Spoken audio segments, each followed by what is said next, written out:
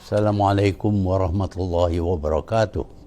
Tuan-tuan dan puan-puan, saya telah mengadakan satu pertemuan dengan kumpulan yang menyokong saya dan rakan-rakan daripada Parti Amanah, Warisan dan DAP pada 25 Jun 2020 bertempat di Rumah Tetamu Sabah, Kuala Lumpur.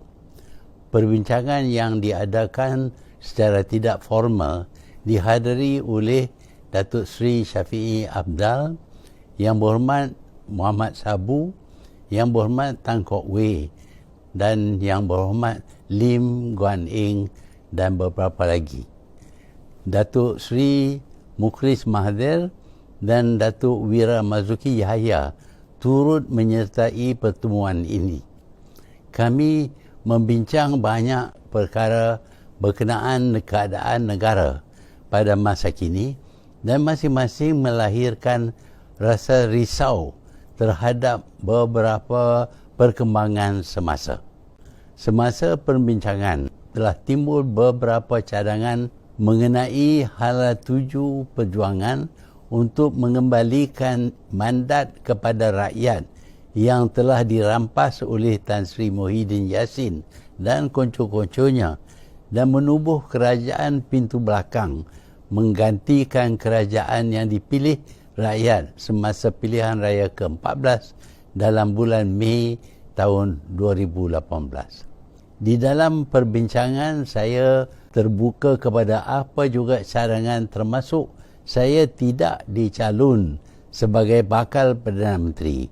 Di antara cadangan yang dikemuka ialah pencalonan Datuk Seri Shafiee Apdal sebagai Perdana Menteri.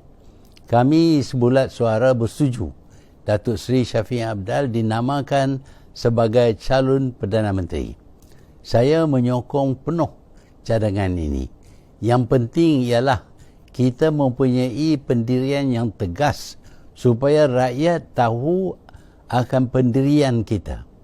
Kami juga bersetuju mencadang Datuk Seri Anwar Ibrahim sebagai calon Timbalan Perdana Menteri 1 dan Mukhlis sebagai calon Timbalan Perdana Menteri 2. Mungkin ada yang bertanya, kenapa Shafiee dicalonkan? Mungkin ada yang telah lupa bahawa Shafiee adalah salah seorang pemimpin asal menentang kerajaan kleptokrasi sejak sebelum pilihan raya ke-14. Dia juga salah seorang pemimpin yang menjadi mangsa awal kerajaan Najib dan telah disingkir dari jawatan menteri dan naib Presiden UMNO kerana tidak dapat menerima perbuatan rasuah dan pencurian wang rakyat menerusi skandal 1 MDB yang begitu memualkan. Shafiee ketika itu bersama-sama dengan Muhyiddin. Kini Muhyiddin meninggalkan perjuangan dan kembali bersama dengan kleptokrats yang dahulu menghukum dan menyingkirnya. Saya percaya jika langkah kami berjaya, ia akan merapatkan lagi hubungan di antara Semenanjung dengan Sabah dan Sarawak. Saya juga percaya apa yang kita cadangkan ini dapat diterima oleh rakyat sebagai bukti bahawa personaliti-personaliti di dalam pemimpin-pemimpin parti pembangkang tidak utamakan kedudukan dan jawatan mereka.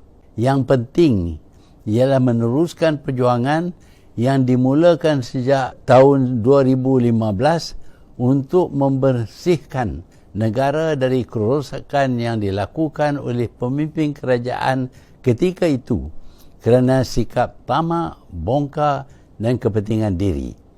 Seperti yang kita sedang saksikan, perbuatan yang kita tentang dahulu sudah mula bertapak dan pemimpin dan penyokong kleptokrasi sudah kembali. Parlimen akan bersidang tidak lama lagi.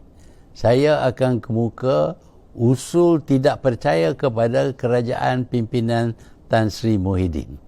InsyaAllah dengan sokongan ahli-ahli parlimen yang tidak boleh menerima kerajaan pintu belakang Tan Sri Muhyiddin dan mahu mengembalikan mandat rakyat, akan bersama-sama saya dan rakan-rakan lain menyokong usul Datuk Seri Shafie menjadi Perdana Menteri. Jika usaha ini berjaya, langkah untuk pastikan asas demokrasi seperti yang dituntut oleh rakyat akan dapat kita penuhi. Kita perlu tamatkan kerajaan yang tidak dipilih oleh rakyat. Sekian, terima kasih.